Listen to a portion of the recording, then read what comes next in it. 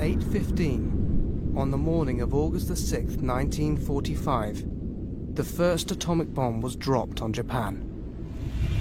The blast wave was felt as far away as 37 miles. 2/3 of the city's buildings were destroyed. Although no official figure exists, it is estimated that between 80,000 and 140,000 people were killed instantly in the blast.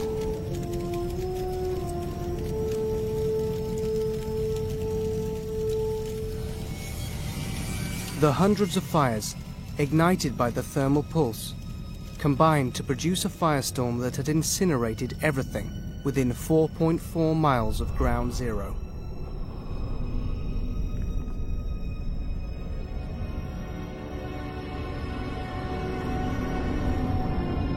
Yet incredibly, less than a half-mile away from ground zero, 8 German Jesuit priests staggered out of their home, one of the few buildings still standing in that area, with only relatively minor injuries.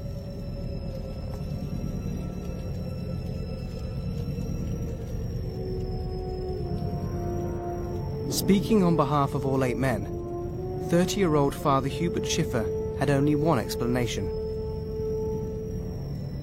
We believe we survived because we were living the message of Fatima.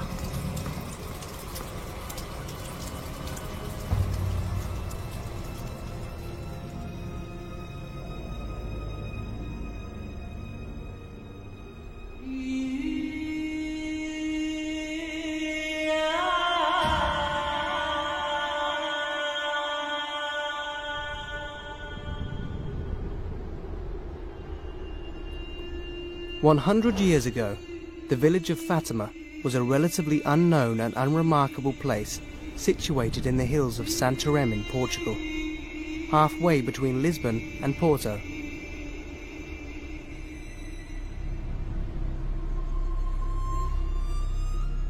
But in the spring of 1917, Fátima was suddenly plucked from obscurity and became the setting for an extraordinary story.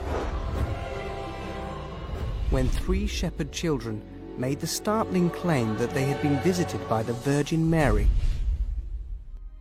The series of events that followed would resonate around the world and culminated in what has been described by many as the greatest miracle of the 20th century, an event witnessed by 70,000 people. Today, the 4 million pilgrims that descend upon Fátima each year are testament to the global impact of the events that took place in 1917.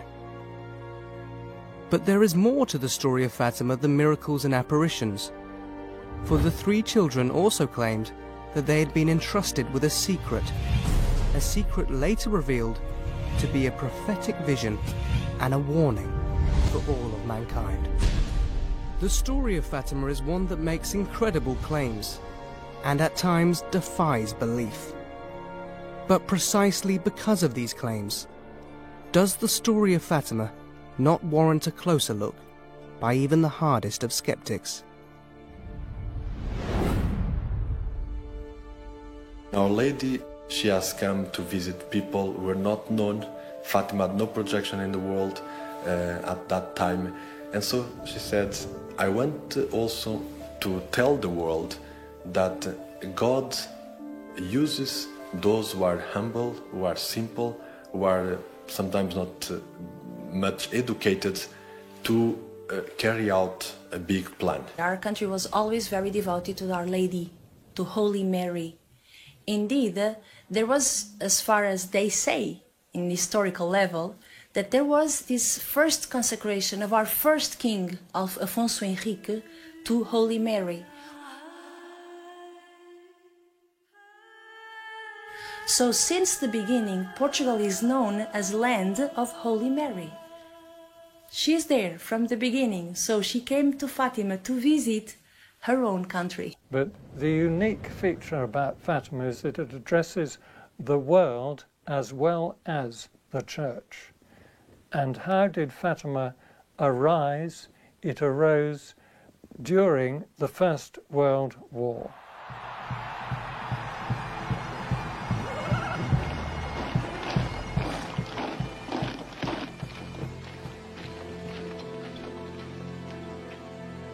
in 1917, the Pope Benedict XV sent out a message to all the world's priests and to the whole church in the whole world. He was very, very concerned about the ongoing of the war.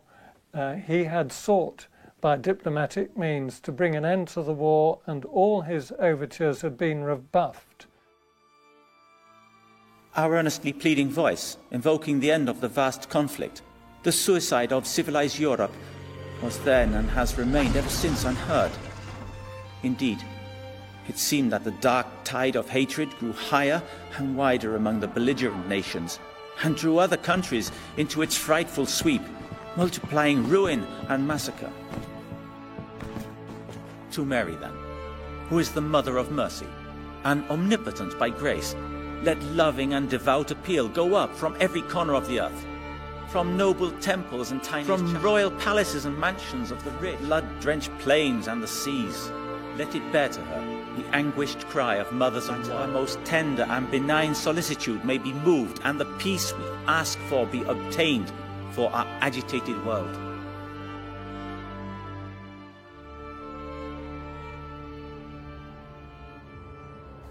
And that letter was sent out, dated the 5th of May 1917, and 8 days later the Pope received an answer.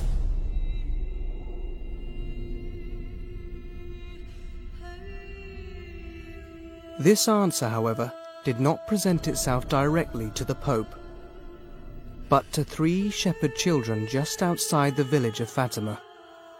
And it began actually in 1916. The 3 little children were prepared. The oldest, Lucia, was 10, and then her 2 cousins, Francisco, who was 9, and Jacinta, who was 7. And these 3 children saw the apparition of an angel.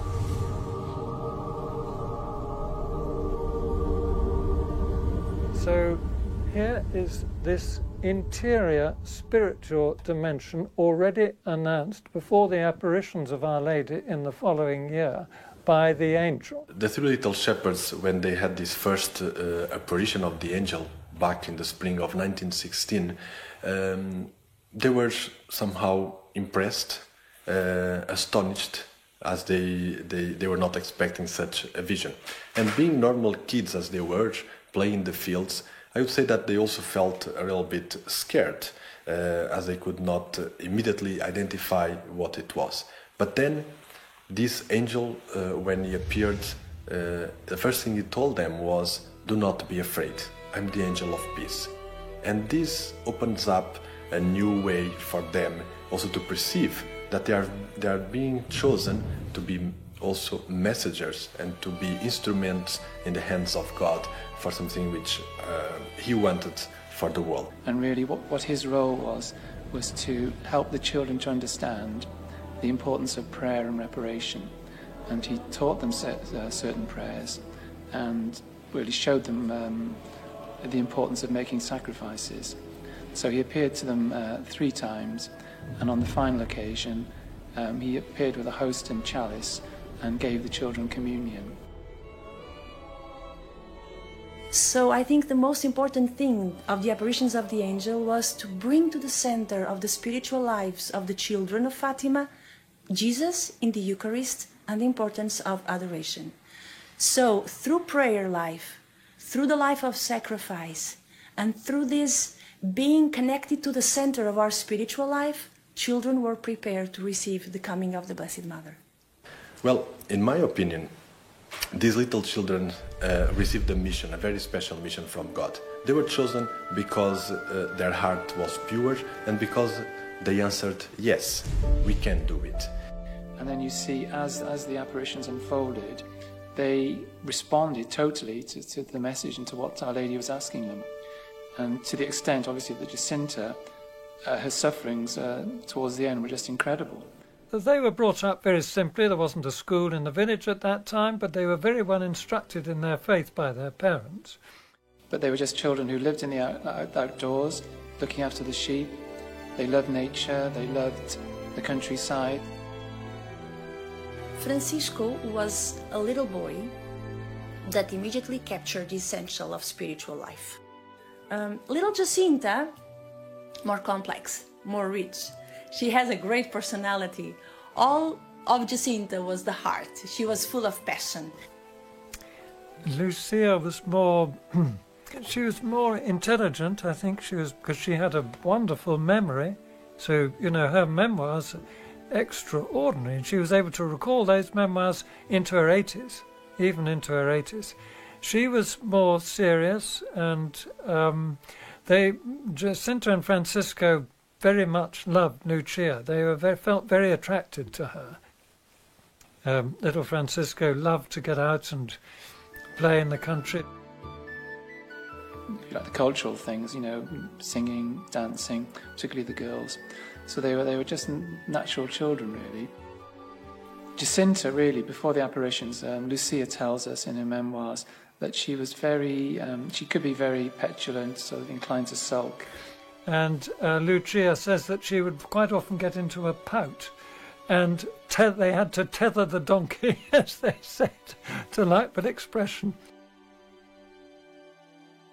Then they changed with, especially the apparitions of the angel, they felt, Lucia describes it, they felt sort of oppressed. They felt this great weight of the supernatural crushing them down in their spirit, so they didn't even want to talk about it.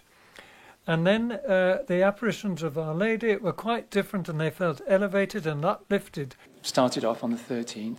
They were just, they'd been taking the sheep, they were looking after the sheep, and they thought that it looked as if the weather was going to change, that a thunderstorm maybe was coming. It was a flash of lightning, and they thought maybe this was going to be one of these summer thunderstorms. They didn't quite know what it was going to be, and then there was another flash of light. And then this apparition appeared to them on top of this tree. And they saw this vision of an absolutely beautiful lady standing on top of a small tree, a home oak tree. And that was really how Fatima all started.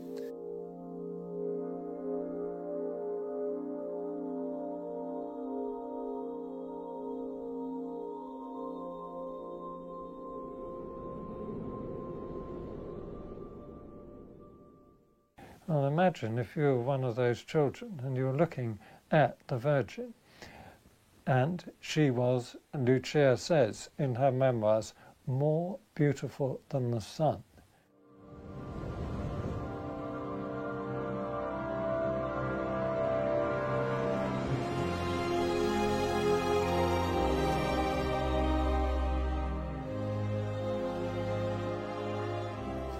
And she told them not to be afraid, and that really spoke to them as a mother. And that they didn't realize, obviously, it was Our Lady to begin with. And she said, "Don't be afraid, I am from heaven, and I want you to come here every 13th of the month for the next 5 months, and then I will tell you who I am and what I want you to do."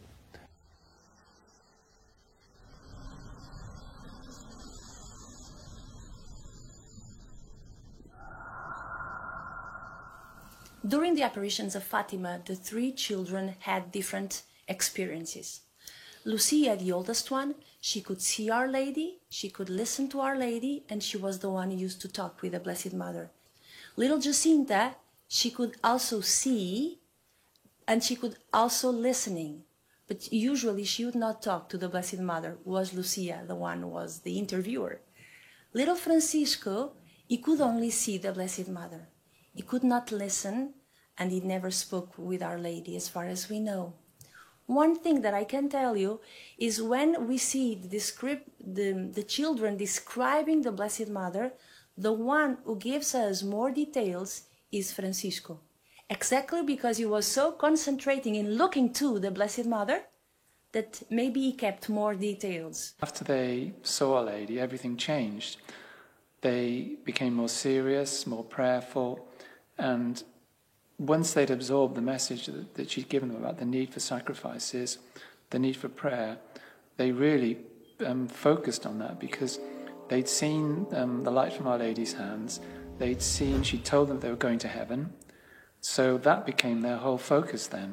O meu pai era o José Pereira Lains e jogava com o Francisco, quando eram pequeninos, eram colegas de catequese. Tudo o que eles podiam fazer era sacrifícios, era tudo para oferecer a Jesus. Porque eles levavam a merenda numa saca, como esta, era uma saquinha, e levavam pão, azeitonas, figos secos, se calhar pevides das abóboras, queijo das ovelhas, não é? Do leite que faziam, e levavam na merendita para comer à meia da tarde. Mas se vissem os pobrezinhos passar, depois Nossa Senhora aparecer, porque antes não, antes comiam. Depois já tudo Depois, quando eles viam passar os pobrezinhos sem comer, eles iam buscar e davam tudo. E eles ficavam sem comer nada, porque ficavam cheios de fome. Comiam bolotas. E então comiam bolotas das árvores e pronto, era assim que se saciava. Maria Rosa, prima dos pastorinhos, da Jacinta e do Francisco. O pai dele era irmão do meu. Eu era a mãe novinha dos primos, tudo era meninos, eu era uma menina e usei o fato dela. Lembro-me da minha mãe me estar a vestir e me dizer assim: vê lá se estás boa, para como elas. Mas tenho portado bem, cuido eu. Of course, the other thing to say is that in the past you've had apparitions, say La Salette, which is in the 19th century. 2 children were chosen there. Our Lady only appeared to them once for roughly about an hour, people think. And she passed on the message, but really in the later life, those children, they went a bit off the rails. So there's always free will here, and just because the children were chosen, that doesn't necessarily mean they were bound to, respond. And obviously, but the Fatima children did respond in a wonderful way.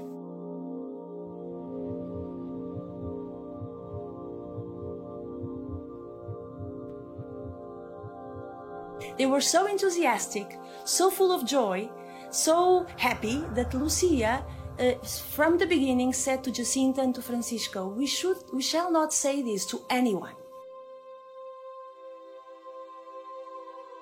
Lucia was a little bit reluctant to tell to others what happened with them, with the little children, because she was afraid people would not believe in her. So, and maybe she also needed to think a little bit about what happened, because it was such a big experience for her that she needed maybe also some time to realize what happened before speaking with somebody. But Jacinta was so happy, rejoicing. Oh, what a beautiful lady, what a beautiful lady. And Lucia was, Jacinta, I'm sure you are going to say something. Oh, no, I will not tell anything to anyone. But as soon as she saw her mother, immediately, Mom, we saw Our Lady at the Cova. So this was the beginning of everybody knowing about the apparition. Her mother just could not believe that this could possibly have happened to Lucia, so she gave her a very hard time. For Lucia's mother was just so unexpected that the Blessed Mother visit her family in Lucia's person, that she could not believe that our Lord would conceive this such great grace to her family. The idea of lying, and Mrs. DeSantis was very, very certain that her daughter was lying right up until a long way down the line of these apparitions. And lying was desperately frowned on in that family. But Lucia was insisting with her mother, saying, but I saw Our Lady, and this is the truth. And you taught us to be honest, and I am being honest. So the life of Lucia changed a lot. When they went up the stairway to go to the parish house, then the mother returned to her child and they said, here, what I want from you is that you tell the truth to the parish priest.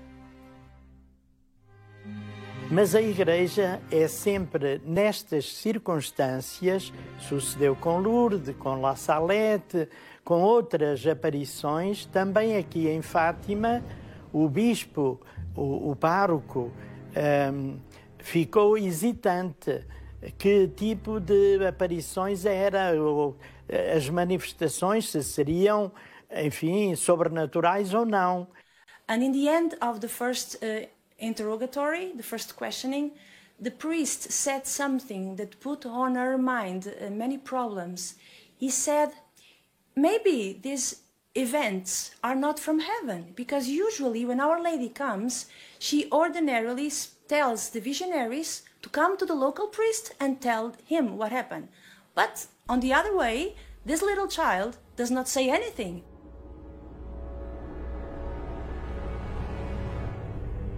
It's the devil. So this was like a bad thought in Lucia's mind, and she was a little bit afraid. Was when she came home and she shared this first experience with Francisco and Jacinta. Jacinta said, oh, it's not from hell, it's not the devil, because the devil is very ugly and Our Lady is very beautiful, so this is from heaven. And the people in the village were, very... couldn't believe that it was happening, something was happening in their village. And it was the people outside and further afield who took them more seriously, although Jacinta and Francisco's father believed more or less from the word go. Well, I think it was a time when what Lucia was claiming was very, very scary for Mrs. dos Santos. Years of civil unrest, led by the Republican Party, had left the country unstable and ready for a revolution. 2 years after the assassination of King Carlos, on the morning of October 5th, 1910, the Republicans, led by the army and navy, finally overthrew the monarchy, and a provisional Republican government was declared from the balcony of Lisbon City Hall. There were Republicans in the government of that time which were anti-clerical, maybe because they did not want to draw people's attention and people's obedience to something else than not the state. They wanted to separate the powers. There were bishops and priests which were sent to exile, and really life for the Catholic Church at that time in Portugal wasn't easy.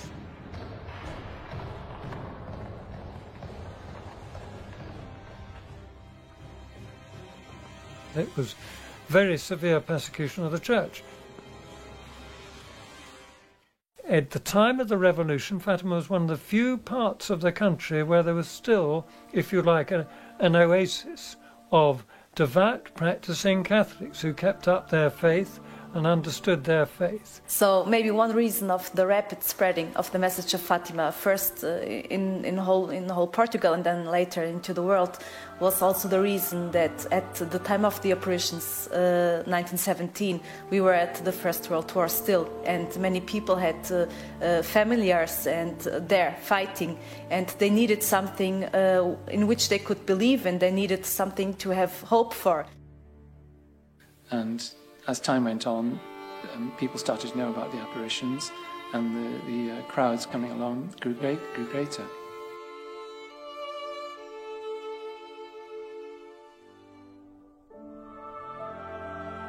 And then she came again, as she said she would, on the 13th of June.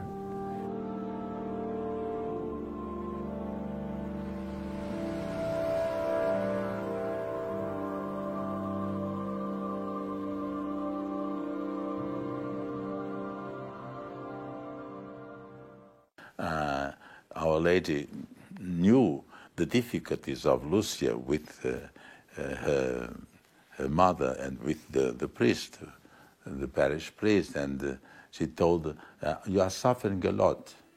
Don't be afraid. And on that occasion, the Virgin showed them her Immaculate Heart. And round her heart they saw a circle of thorns, signifying the sins of humanity. And in one moment, Lucia asks one thing to Our Lady. I want you to take us to heaven. Our Lady said yes. To Jacinta and Francisco, I'll take them to heaven very soon. But you will stay here a little bit longer, because Jesus wishes to use you to spread in the world the devotion to my Immaculate Heart. And Lucia then said, "Oh, am I going to be left alone on earth?" And Our Lady said, "No, my daughter, I will never leave you. My Immaculate Heart will be your refuge and the way that will lead you to God."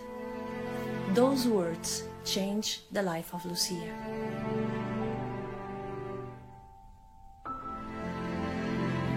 I think probably from the point of view of the teaching, the 13th of July is probably the most important of the apparitions. Word had got round and a large crowd came. I think it was about 20,000 at about that time. In July, in the apparition of July, Our Lady promised the three little children that she would perform a miracle in October. And the apparition of July was also the one where Our Lady revealed the famous Fátima secret to the three little children. The secret of Fátima is a secret divided into three parts. It began with this vision of hell.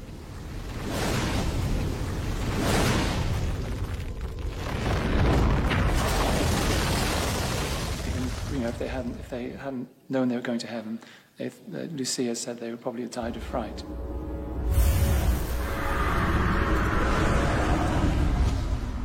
Why did she show them hell?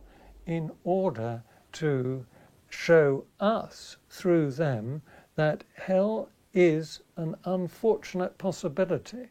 Second part of the secret are the words that Our Lady told immediately after. She said, "You saw hell, where the souls of poor sinners go. To save them, God wishes to establish in the world the devotion to my Immaculate Heart."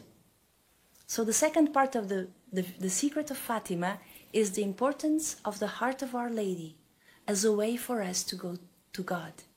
This is such an important part, and many people does not pay attention to it. Here we come back into this global dimension where she says that if people do not cease offending God, a second war will break out, and it will be worse than the first. Pois bem, esta foi a primeira mensagem de Nossa Senhora que se tornou divulgada.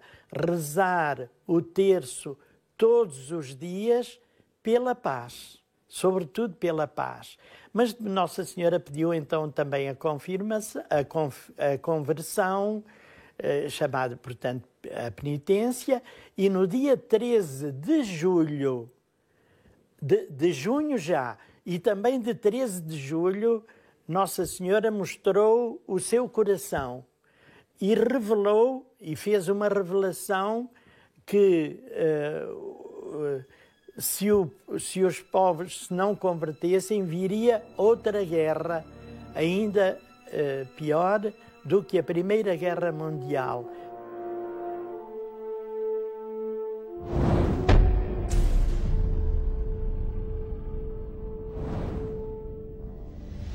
Intriguingly, the children also claim that the Virgin Mary told them that this second war would be heralded by a strange, unknown light in the sky. The third part of the secret, however, was not revealed. The third part of the secret, which is basically a vision that the children had, was kept by Sister Lucia for some time longer because she herself felt that the world was not ready for hearing this third part of the secret. After the apparition of the 13th of July, the children changed. They became more withdrawn, more pensive. But for the outside world they had become minor celebrities, or as Lucia would later describe, objects of curiosity, questioned by both believers and non-believers alike. And being a secret, and when the children were questioned about it, they said, well, we are not allowed to reveal it because Our Lady told us to do so. And so we can imagine that when there is a secret, when there is something unveiled, the curiosity grows. And again, because of the political system at the time, also around Fátima, the administrators of Oran was also very curious. The administrator of Orem was a man called Arturo dos Santos, a staunch Republican and a man with lofty ambitions. And this man hadn't got any particular trade to his name, and he wanted to curry favour with the government down in Lisbon, so he thought he'd make a big thing and go and seize these children. He didn't say that in advance. He went over and called on them when they were, I think they'd gone to see the rector, and he arrived there in his horse and said he'd take them down, in his horse and carriage, and said he'd take them down to the covert area where Our Lady was due to appear on the 13th. And of course he made off with them, kidnapped them, and drove off to Orem, which is about 10 kilometres away, and held them there. They were quite well looked after, but they were kept in prison, and they were threatened with being tortured and put to death in a vat of boiling oil, because the mayor had heard a secret. This supposed apparition had revealed a secret.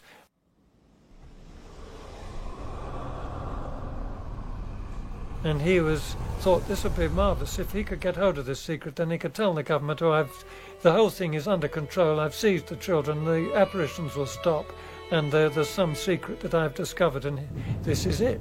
Of course, an authority who is not obeyed feels very upset when it happens.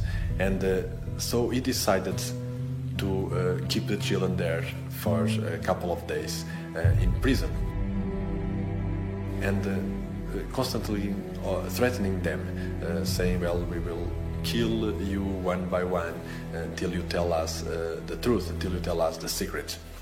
But of course, they, through the strength which they received from God and through the power of their prayer, as they kept praying the rosary, also in prison, they never revealed it.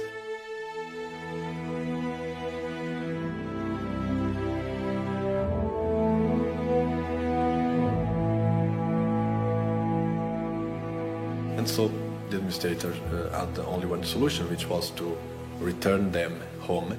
And this explains why Our Lady on August 13th did not appear at the Covert, because the three little visionaries were not there. So she then appeared when they returned at a different spot, Valinhos, on the 19th of August. That was a very brief apparition, and she just asked them again to make prayers. Fatima is an apparition above all of prayer and penance. And Jacinta brought a little branch of the tree for their homes. And the first woman she saw was her aunt, so Lucia's mother. And that little branch that was kept in Lucia's house started to give a special smell. So that was the first time that Lucia's mother started to think about, maybe it's true, because of the smell, of the special smell of the branch of the tree of the apparition of August. And then in September, one more apparition, and she reminded them what she'd said in July, that the following month she was going to work a miracle so that everybody who came would see and believe.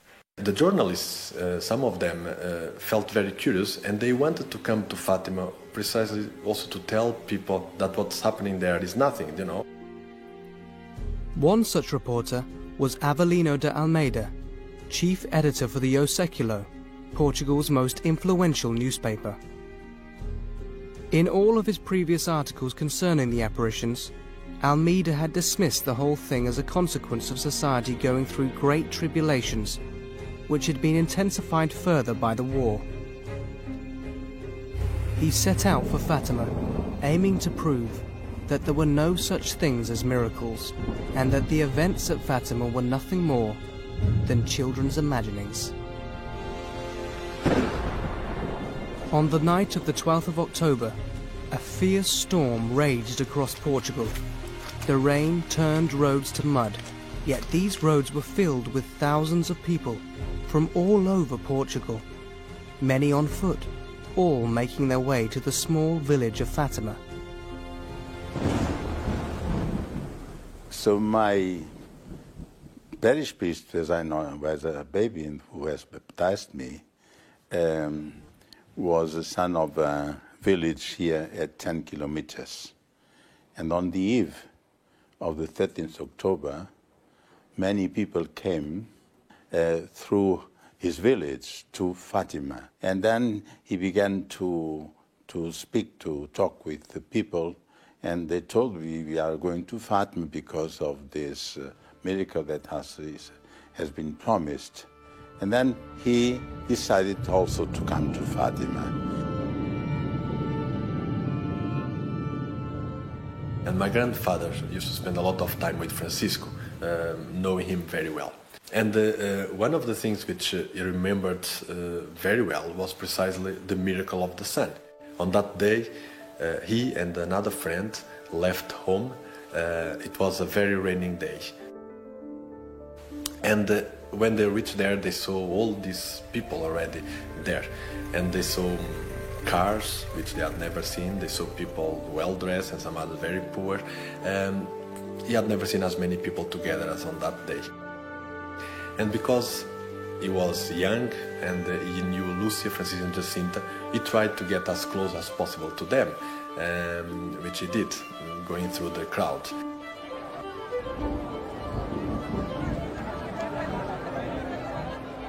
And there he was, and he saw Lucia was already praying the rosary, waiting for Our Lady. And then at a certain moment, Lucia turned her head back to the crowd and said, "Look up in the sky because Our Lady is coming." My grandfather also looked. He did not see Our Lady, but he realized that the atmosphere was dense. Something special was happening there, not just because Lucia became very focused and looking at the little old tree, but also because people were praying, and even the atmosphere was kind of changing. Of all the eyewitness accounts of that day, 3 of the most detailed would be provided by Dr. Almeida Garrett, Maria do Gamo, and Avelino de Almeida.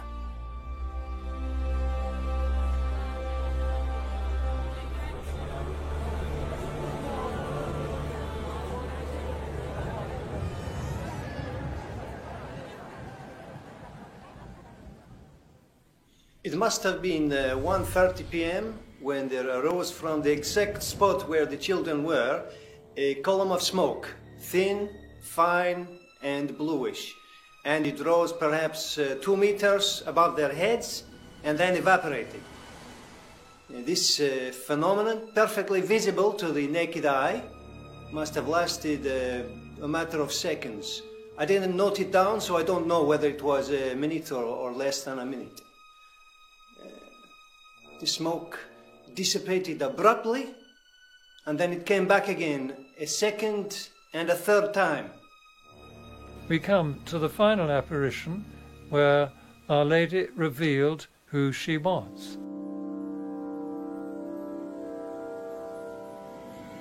I am the Lady of the Rosary. Every apparition, all 6 apparitions, she had requested people to pray the Rosary every day. And there is a profound reason for that. This is totally in harmony with the teaching of the Church going back centuries, until right from the time in the 13th century, I think it was, when St. Dominic was inspired by Our Lady to preach the Rosary against the Albigensians. There's a whole history of that which is well known and documented. The very final part of the final apparition, the children saw the Holy Family. St. Joseph appeared with the child Jesus. The child Jesus blessed the world, and then Lucia saw Our Lady as Our Lady of Sorrows, and then finally as Our Lady of Mount Carmel. But while that was going on, as perceived by the children, the crowd experienced this extraordinary miracle of the sun.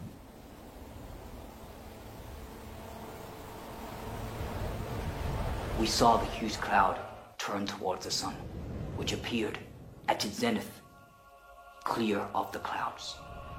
And at that moment, my parish priest said, at that moment I saw the sun what was spinning around, and I only had the time to kneel on the mud and say, my God, pardon me, I'm dying here.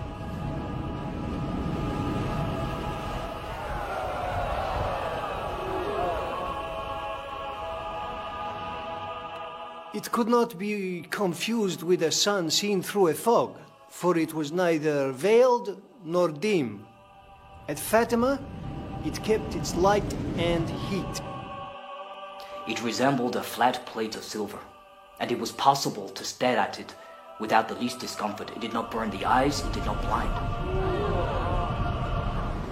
The most astonishing thing was to be able to stare at the solar disk for a long time, brilliant with light and heat, without hurting the eyes or damaging the retina. Then, a tremendous cry rang out, and the crowd nearest to us were heard to shout, "Miracle! Miracle! Marvel! Marvel!"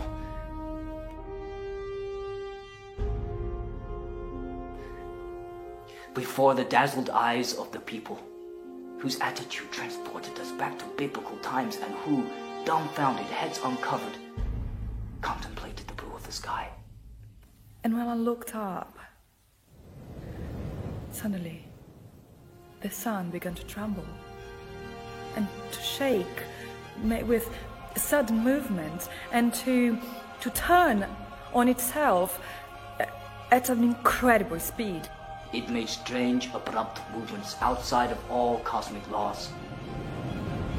And while it did that, it was throwing out lights, rays of lights, of all colors of the rainbow. The sun danced.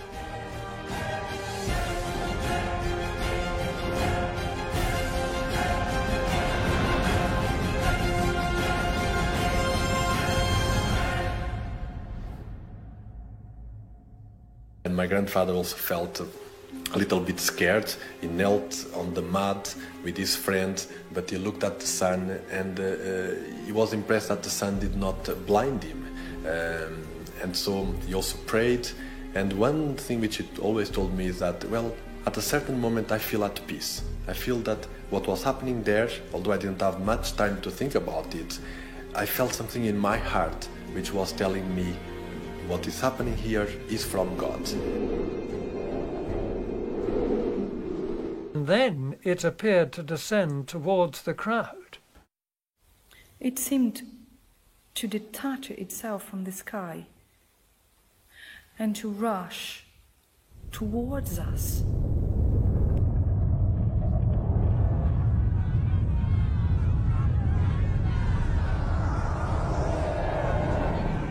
As the sun descended towards the earth and they thought it was the end of the world, it was that striking. They felt the heat of the sun as it came closer and closer. And it must have been very alarming indeed. And they threw themselves on their knees into the thick mud. And there are photographs, contemporary photographs of the crowd showing their expressions, looking up into the sky, looking at this extraordinary phenomenon taking place. It was very near the people. And then it continued to turn to the opposite direction, going back to its own natural position. And what they found was that the ground had been absolutely soaked because it had been a terrible storm the night before, and it was still raining that morning. And as the sun went back up and they felt the heat, all their clothes were dried and the ground was dry. And then he looked at the mud, everything was dry. So something which for kids as they were, they could not explain. They had not education to apply any laws of the physics, and this was really a miracle for him. And from that day onwards, he also decided to pray the rosary every day, and so he was also converted, so to say. My father was from a village there, at some 20 kilometers from here, and then in the evening of that 13th October, he came to meet his mother on the way. And when he met her, he asked, Mother, did you see Our Lady? No, my son, I did not see Our Lady, but I did see the sun that was spinning around. So, and he described the same thing as my parish priest. Well, the miracle of the sun was alleged to be a hallucination.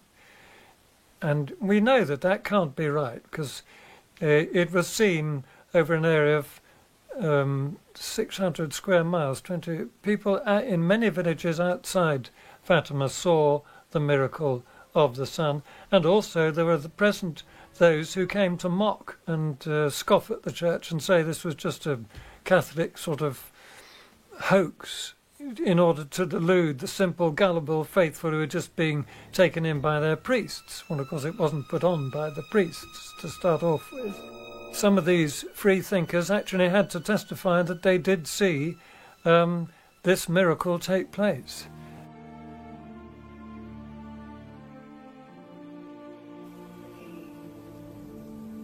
Was it a miracle, as the people shouted, or was it natural phenomenon, as the experts say? For the moment, that does not concern me. I am only saying what I saw.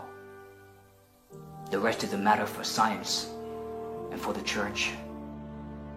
The most relevant fact maybe is that it was predicted many months before, 3 months before, not only the exact place, but the exact day and the exact time, and that's impossible to predict something like this with so much time before.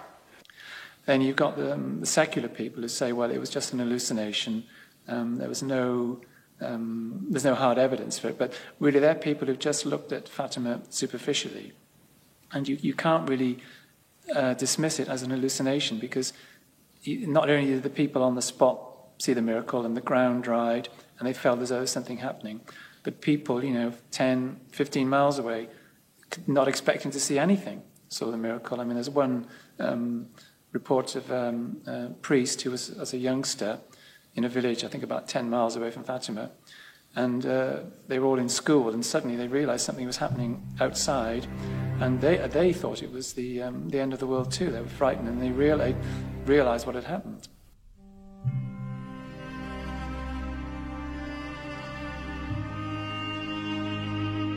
Once all these points are examined, you just cannot, you're left with something supernatural. Recently unearthed in a small bookshop was a postcard written by Avelino de Almeida, addressed to his sister on the evening of the 13th of October, 1917.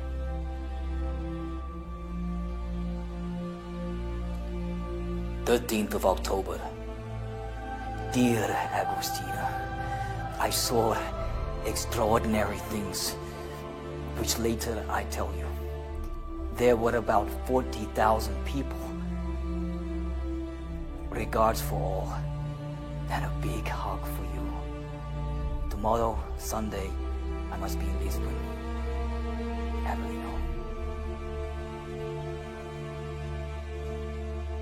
Minha mãe me contava e contava às pessoas amigas que assistiu em outubro ao milagre do sol e que queria apanhar flores de cima que caíam, mas não conseguia.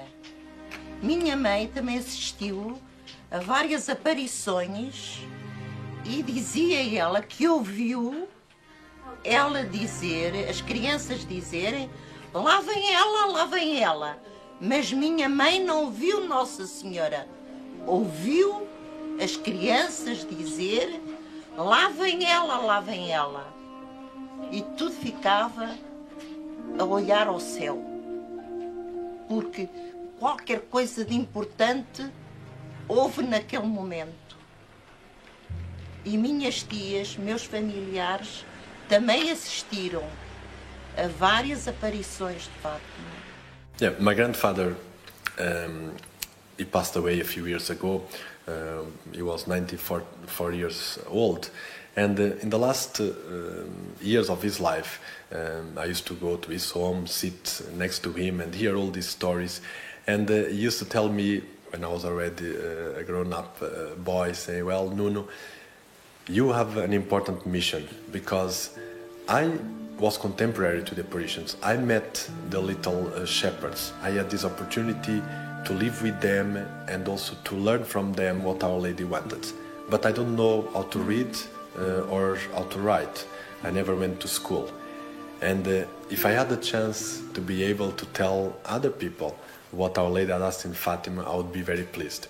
I can't, but I entrust you with this mission, because I know with your studies and you'll have an important role to tell people how important this message is for today's world.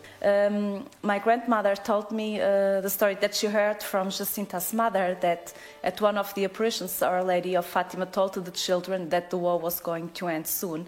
And Jacinta was particularly happy to hear this, because one older brother of Jacinta and Francisco was in war at that time. He was a soldier, and they had no news from him. They would not know if he would be okay or not. So when Jacinta heard the message from Our Lady saying that the war was going to end and that the soldiers would return home, she was very happy. And at dinner time, she told her mother that Our Lady told Jacinta that the war was going to end, and this would mean for the little girl that her brother Manel, he would come home soon and he would be hungry. So she told her mother to put always one plate more on the table so that the brother would have something to eat.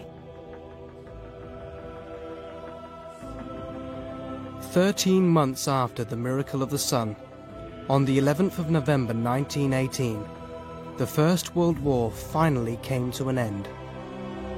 Amongst the returning Portuguese soldiers was Manuel Mato, the brother of Francisco and Jacinta.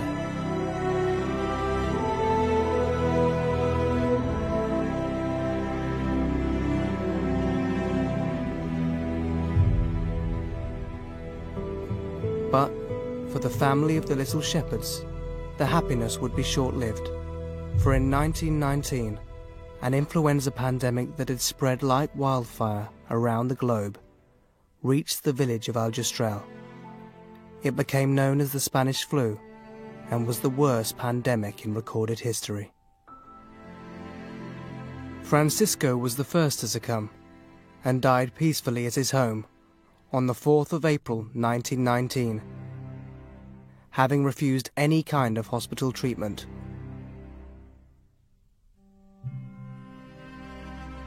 Jacinta closely followed.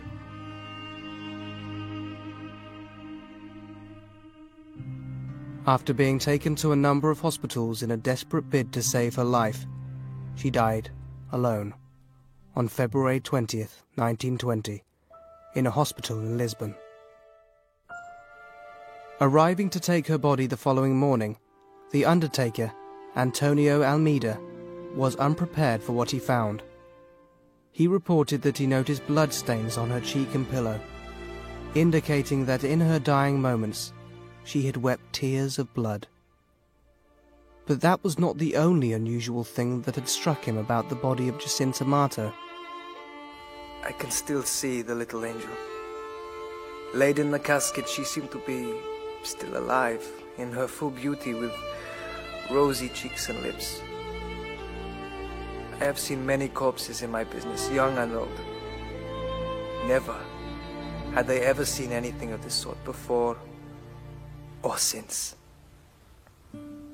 One remembers the smell which so often makes it repugnant to remain near a corpse, and yet this child had been dead for 3 days and a half. The smell of her body was like a bouquet of flowers. And her body was brought to the cemetery of Orem. But in one point in 1935, her body was taken from the cemetery of Orem to the cemetery of Fátima. In that time, it was September the 12th, they opened the coffin and the body was incorrupted. Someone took a picture of this and they sent to Sister Lucia She was already in Spain, and when she saw that picture, she was so happy that she said, I was feeling like open the rest of the veil so I could see the body of my little friend. That was the picture who gave the idea to the bishop to ask Lucia to write everything she knew about Jacinta. So that picture was the origin of Fatima in Lucia's own words book. So it's a very precious picture. Second, in 1951, April 30, it was the second time that the body of Jacinta was open to transport the body from the cemetery of Fatima to the Basilica of Our Lady of the Rosary in the shrine of Our Lady of Fatima. And at that second time, the body was still incorrupt, the same way. So the coffin was opened twice, as far as we know, and those twice times the body was completely incorrupt. One of the most important characteristics of Jacinta is that she was feeling committed to everything she saw. Our society is very, oh, that's not my problem. Oh, who cares? Oh, that's nothing to me. Jacinta is the opposite. She was feeling committed to everything she could see. Francisco has a sentence that it's like a summary of his own charisma. He says, I love to see the angel, but I loved most to see Our Lady. But what I truly liked to see the most was Jesus, in that light that Our Lady put us in the chest, in the heart.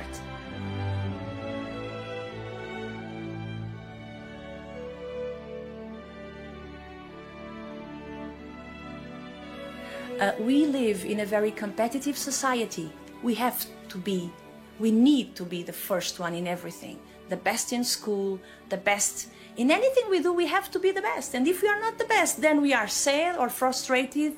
Francisco was not like that. He was humble. He accepted his limits. He accepted that his mission was different from the sister, Jacinta, and from the cousin, Lucia, and it was all right. For him, it was not a problem that he could not listen to Our Lady. So that model of humility is so important to us. As foretold by the children themselves, only one of them now remained. In 1921, the Bishop of Leiria, the diocese to which Fatima belongs, recommended that Lucia be taken immediately to the Dorothean Sisters of Vila in Porto, as he believed that her presence of Fatima would interfere with the Church's investigations to determine the validity of the apparitions. For the 14-year-old Lucia, it meant an escape from the almost continuous harassment and interrogation she had come to endure from the growing influx of curious crowds. She remained there for 4 years, and then on the 24th of October 1925, she entered the Institute of the Sisters of St. Dorothy in the convent in Toy in Spain. She would spend 21 years as a Dorothean sister, and would later write that during this time she received further private revelations from the Virgin Mary that gave her a greater insight into the message of Fatima. In 1948, Lucia entered the Carmelite convent of St. Teresa in Coimbra and took the name Sister Maria Lucia of Jesus and the Immaculate Heart. Here, she would spend the rest of her life, living as a virtual recluse.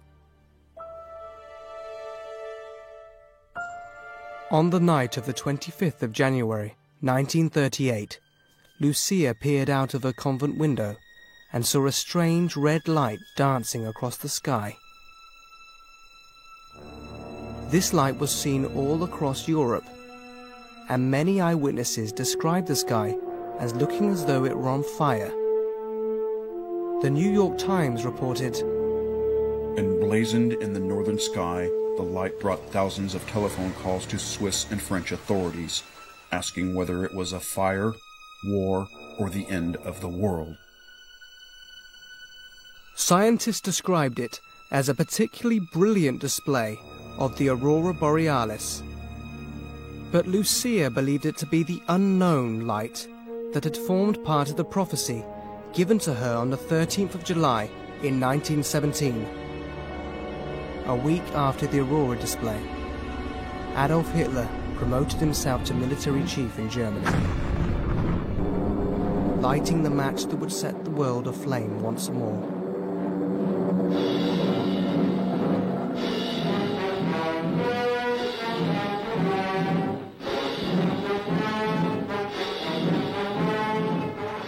Portugal was not involved in the Second World War, so Portugal was a neutral country after the Second World War. And as a sign of thanksgiving, the Portuguese women collected jewelries all over the country and offered them to Our Lady of Fátima as thanksgiving that the husbands, the sons and the brothers did not went to the Second World War. And these jewelries were used to make one of the crowns of the statue of Our Lady of Fátima.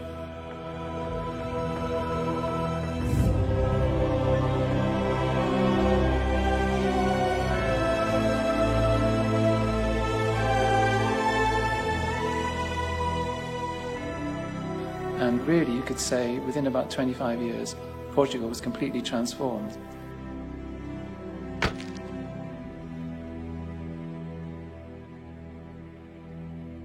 Os bispos que tinham sido expulsos e exilados puderam regressar às suas dioceses e a pouco foram restabelecidas as relações diplomáticas entre Portugal e a Santa Sé.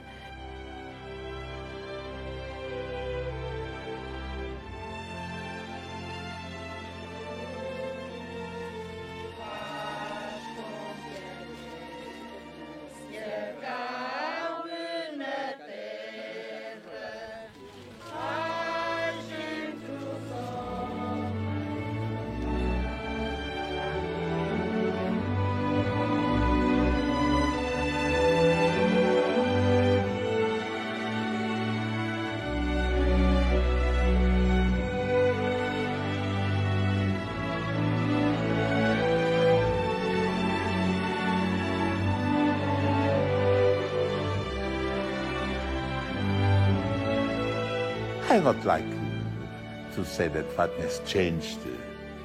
For the moment, I think Fátima has not changed very much. In the exterior, yes. Outside appearance, of course. So it's a city today.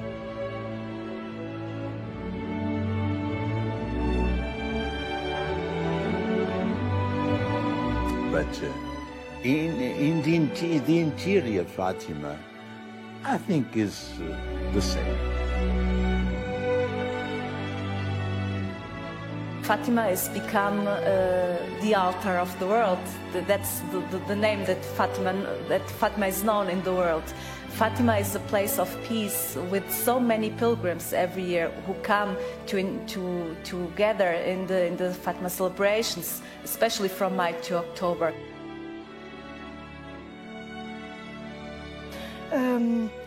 Nós aqui no santuário fazemos small boletim, pequeno boletim, que se chama Fátima Light and Peace. E é feito em 7 diferentes línguas. A mim, o que me impressiona não é nas primeiras páginas escrevermos os relatos do que acontece aqui trimestralmente, mas é as cartas que nos chegam de conversões, novos santuários, novas vocações. Ainda há pouco tempo demos notícia de que existe em Timor-Leste, em East Timor, uma maternidade-escola que tem a designação Nossa Senhora de Fátima. Ou seja, por exemplo, neste caso, no mundo da saúde, são atualmente 93 as instituições que têm Nossa Senhora de Fátima na sua designação. Depois a isto juntam-se os santuários, igrejas, escolas, universidades.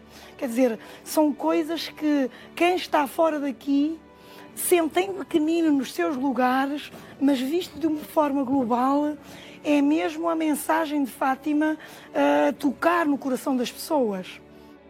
The Fátima message is a message of a mother who is speaking to her children and is saying, okay, people, look, you are not on the right track, and I will show you what is right, and I will show you how to get peace in the world, so it's still relevant as it was. On May the 13th, 2000, Fatima once again found itself in the glare of the media's spotlight when Pope John Paul II made an official visit to the shrine to declare Jacinta and Francisco Marto blessed, which would mean they were now one step away from sainthood. Over 1 million people attended the ceremonial mass, including a 92-year-old Lucia Santos. It was to everyone's astonishment that John Paul suddenly announced he would also finally reveal to the public the third part of the secret of Fatima. The third part of the secret has two parts. In the first part, they saw an angel with a flaming sword trying to reach and touch the earth, representing the justice of God.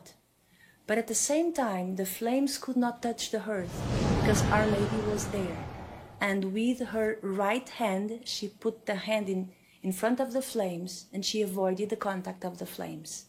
So at the same time, the angel cried out 3 times, penance, penance, penance.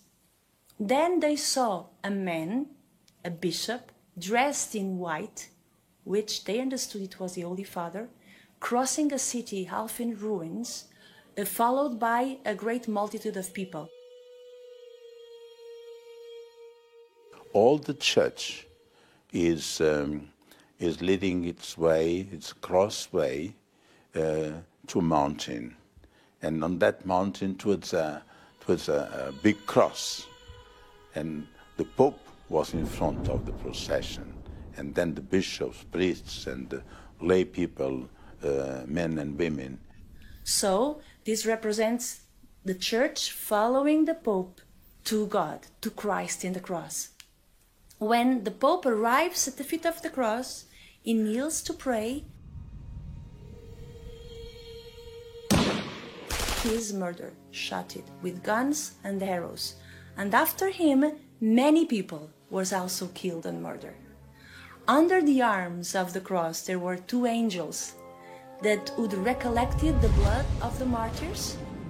This blood serves to purify the souls that want to approach God. So these souls were in the city that the Holy Father has walked through, and this was a half-destroyed city.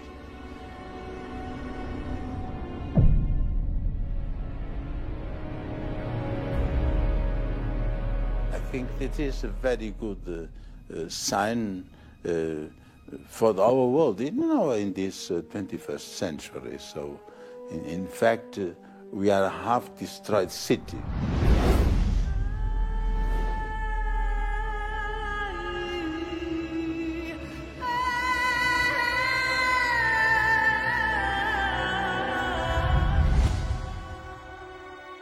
The Pope crossing the city half in ruins, which can represent our world, our civilization, as the moral values are so in ruins, and the Church following the Pope with a lot of suffering. It's the long Via Crucis, Stations of the Cross of the Church of the 20th century. There were more martyrs on the 20th century alone than in all the other 19th centuries of the Church. So what the children saw was the great suffering of the Pope and the Church. And the third aspect is the importance of the blood of the martyrs to help those who are trying to follow Christ. John Paul II believed that the events prophesied in the third part of the secret referred directly to events in his own life. In fact, so convinced was he that he would become known as the Fatima Pope. Tudo indica que o Papa João Paulo II, aliás, são vários os livros e as biografias que falam nisso, que até determinada época da sua vida não tinha nem grande conhecimento, nem grande interesse por Fátima. E que a ligação vem exatamente, nasce a partir do dia 13 de maio de 1981, do atentado na Praça de São Pedro. The Pope was shot 3 times and critically wounded as he entered St. Peter's Square in a slow-moving convertible vehicle. Mehmet Ali Adza, a trained sniper from Turkey, was immediately apprehended and later sentenced to life in prison by an Italian court. Há quem diga que alguns dias depois mandou o seu secretário pedir portanto, o texto da terceira parte do segredo que se encontrava na Congregação da Doutrina da Fé, mas que a partir daquele momento, do facto de haver uma coincidência entre o dia do atentado e o dia 13 de maio, que nunca mais esta ideia de Fátima e de Nossa Senhora de Fátima lhe saiu da sua mente.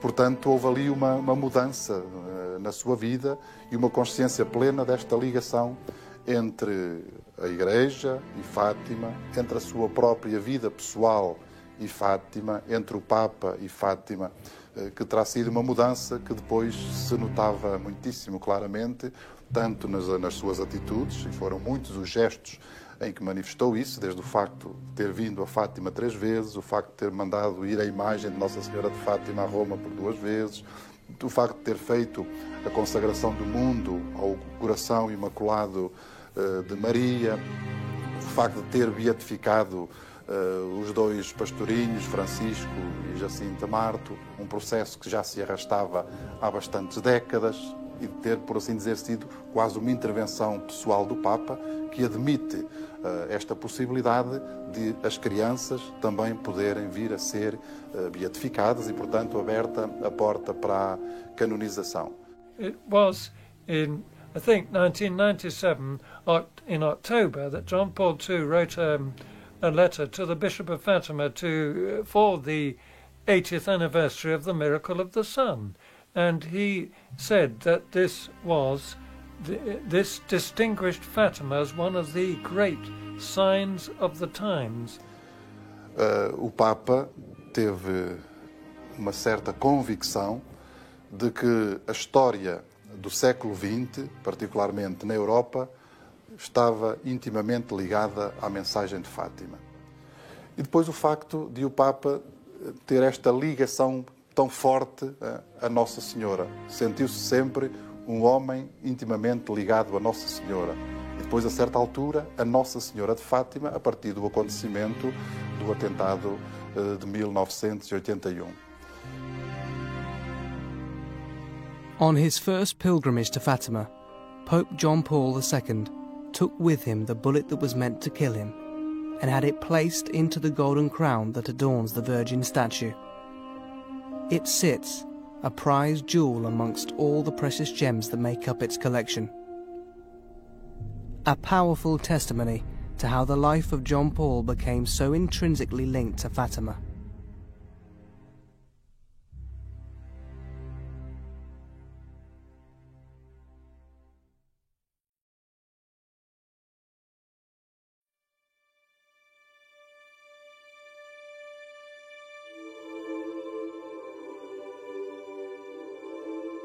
O Papa Bento XVI olha Fátima mais do ponto de vista do teólogo, que reflete, que pensa, que interpreta. Foi ele, de facto, que fez a interpretação da terceira parte do segredo de Fátima, e nesse texto ele, de facto, revela conhecer em profundidade tudo aquilo que a Fátima diz respeito. Podemos dizer que não parece ser tanto uma ligação a Fátima do ponto de vista emocional, do ponto de vista do coração, por se sentir envolvido no mistério de Fátima, como aconteceu com João Paulo II, mas mais do âmbito da razão, da reflexão, da doutrina e da teologia, onde há, de facto, do nosso ponto de vista, uma aprovação muito clara de tudo aquilo que tem a ver com a doutrina e com a teologia que brotam de Fátima.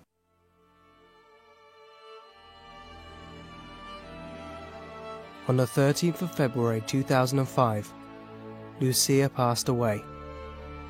She was 97 years old. The day of her funeral was declared a day of national mourning in Portugal. Her body was laid to rest in the shrine at Fátima, alongside the bodies of Jacinta and Francisco.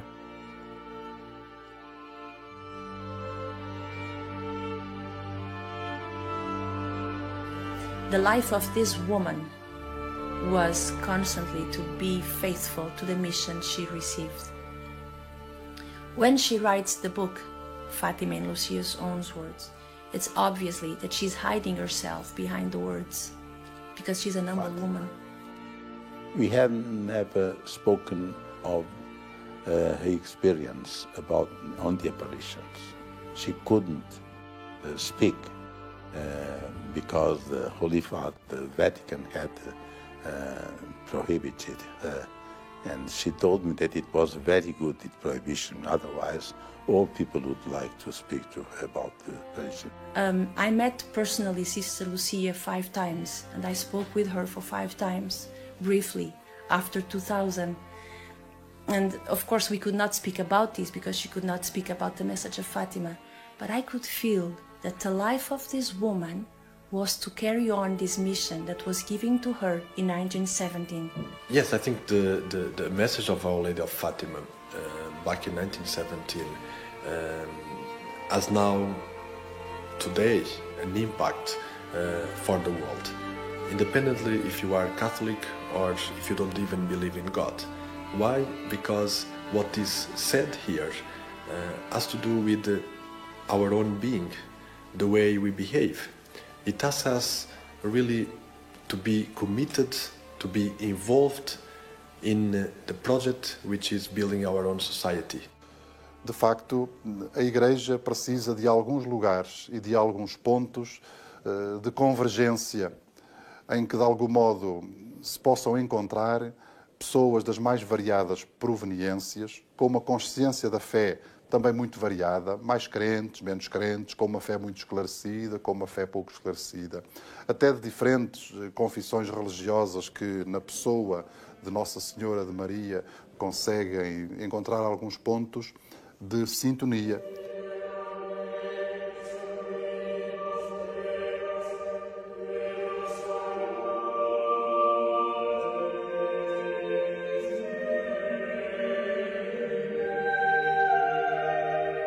Our Lady is a very important figure in the Church, and the Immaculate Heart of Our Lady is a very good symbol and reality, and that we have God in our hearts, and we are able to correct ourselves through the grace of God and also through penance, through the sacrifices of daily life, of brotherly life, because the most important sacrifice in our life are the brotherly, are the sacrifice necessary to peace.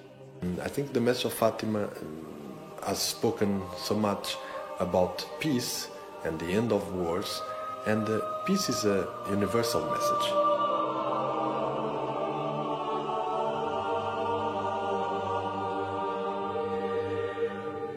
To peace with our brothers and sisters, to peace in the family, to peace in our own heart, peace in our own heart. I think this is the mystery of God. Me contavam, e eu acredito que Nossa Senhora que apareceu aqui. Não vi, mas acredito porque vêm pessoas de todo o mundo tocadas para vir a Fátima. Por isso, eu acredito que Nossa Senhora que esteve aqui muito presente,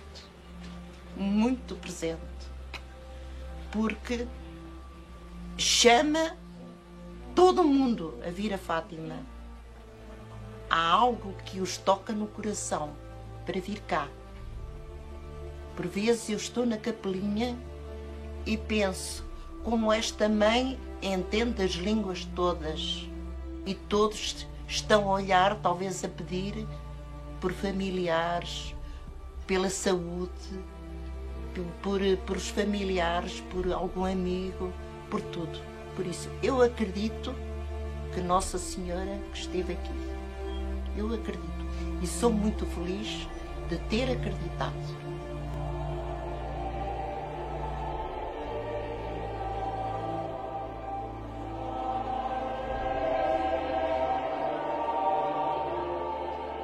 You know, people are suffering a lot today of these moves on their lives, special marriage life, professional life, all these displacements on the world.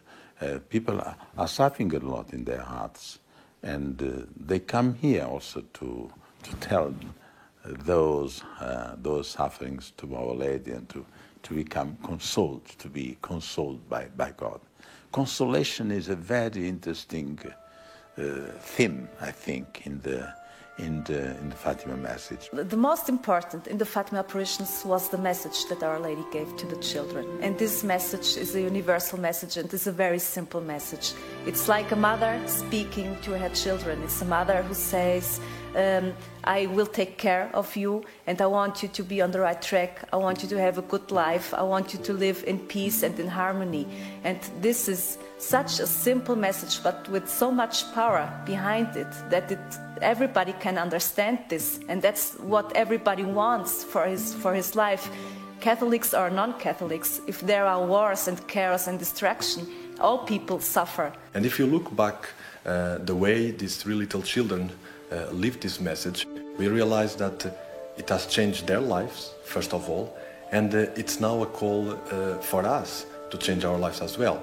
And the relevance is that when Our Lady asked us to pray the Rosary every day and asked us that through prayer we can achieve peace, then we have here the instruments which we need for our world.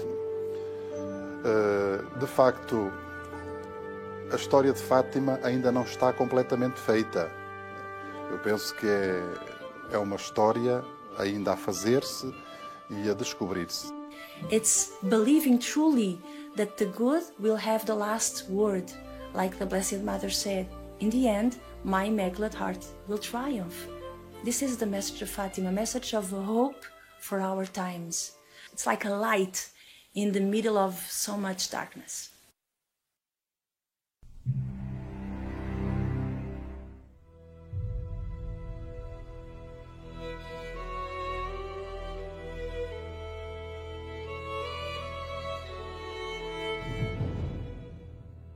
People, when they come to Fatima, the pilgrims, they say that they feel in peace, that they feel harmony when they are at the shrine of Fatima. For example, during the candlelight procession, there are so many people who come just as tourists, as curious people, and not as pilgrim. But they say when they are there and they see all the candles, they see the Fatima hymns, they feel something inside, they feel peace. So that's what Fatima is for the world.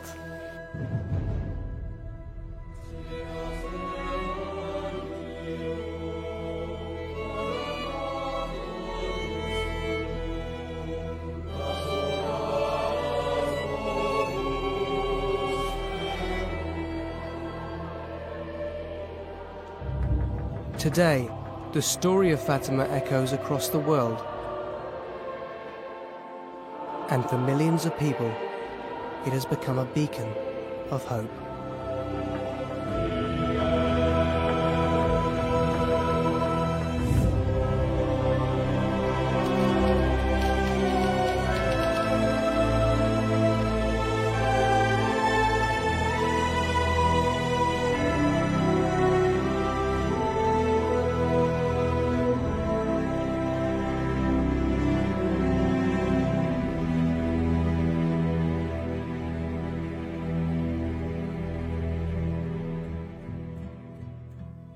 In later life, Father Schiffer, the Jesuit priest who had survived the atomic bombing of Hiroshima in 1945, wrote of his experience.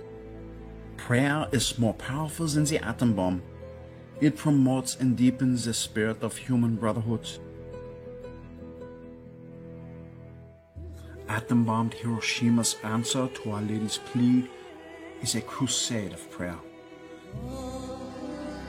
The shrine for world peace in the heart of Hiroshima stands as a symbol of this unity. Let us hope that the children who are now playing in its shadow will grow up into a world of peace which we have prepared for them.